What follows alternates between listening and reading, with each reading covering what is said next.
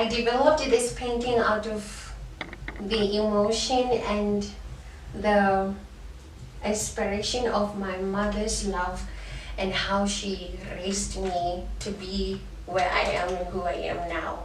So everything that I made here, I was trying to express the kind of love she gave me, the kind of comfort I always got from her whenever, anywhere, like how she's been there for me and for who she is. So everything on this painting, I know it may have another interpretation to some people, but it's something that has something to do with the emotion I have towards my mother. Yeah. The kind of art that she creates, it's out of this world. By just looking at the paintings, it communicates with you, it communicates with your soul. So I know that naturally we look at the environment around us, and we have a lot of things to talk about. And looking at their paintings, it can elevate, it can strengthen, it can empower a broken soul. It can motivate someone to do better and to be inspired. So it communicates from the soul, the spirit, and also the body. So I do my art using specific materials like canvas sheets and stretch canvases to produce variable paintings that are more attractive and appealing to people. I use also acrylic paints and water-soluble colors. I apply them on the canvas sheets using brushes of a specific brand and quality, so that I can have this kind of works.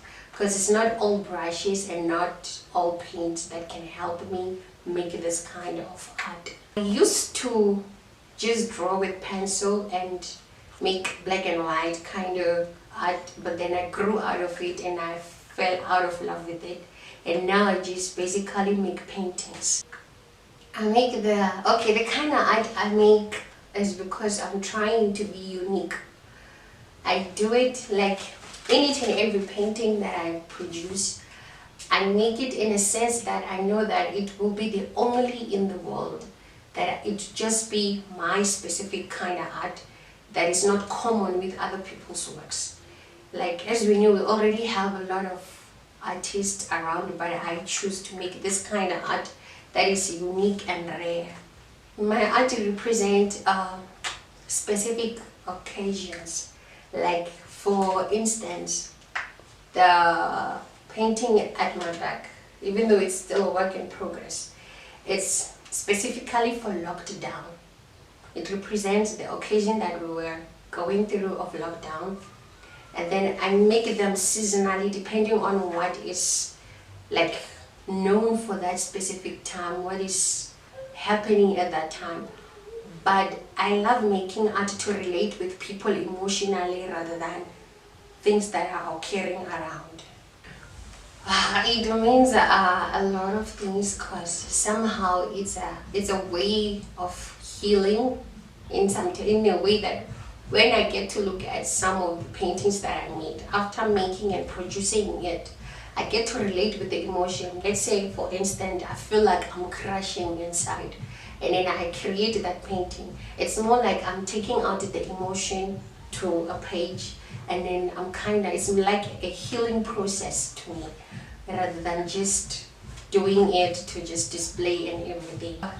There are things that are happening around us, mostly things that are within us. Like, as we are people and we're walking around, we carry different kinds of beliefs and emotions every day. So I'm trying to just basically search deep within me, display it on paper, and try to show people that what they are going through is kind of like common, and it is known, and it is something that people are aware of, like me.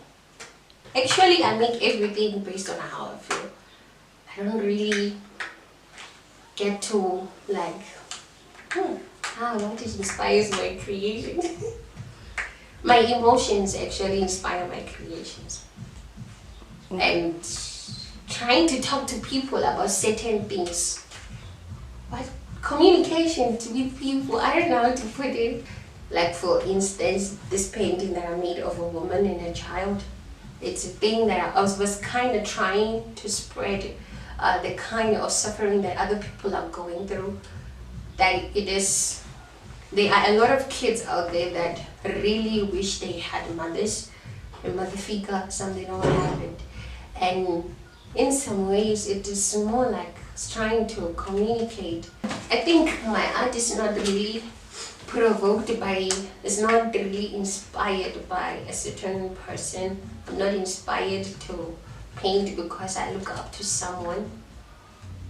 But believe you me, I do this because of my parents, not because they are artists or something. But I'm driven to produce, to keep going with the art because of them. First of all, they are the people that I want to make proud, try to make a living out of this, and restore their riches through this. They are lost riches. This is how I am inspired to keep going. Okay, this one I named it Longing for a Savior. It is because the woman in the picture, she has been beaten down, crushed a lot of times, abused and pulled sideways emotionally, mentally, and physically, that she has had it. She had had it. So in this case, as it is said, we know that they say the beauty of a woman is on her hair. So the kind of bad emotions she's been going through, the kind of abuse and torment she has gone through, went to an extent of even starting to consume her beauty away. As you can see, her hair seems to be burning away and it's covered in smoke. So I named it Longing for a Savior because as you can see, there's a man that appears in the picture that is not really clear, but is appearing and then is crushing and breaking the covers of her darkness away and revealing the beauty behind. It's because of the work that she's doing. We hardly have female artists that are well known out there. Most of the artists you will meet, they are males and this kind of things. So I chose her just to offer support and encouragement and make it a point that she meets the right people in the right industry who are doing what she's doing to be inspired to do more.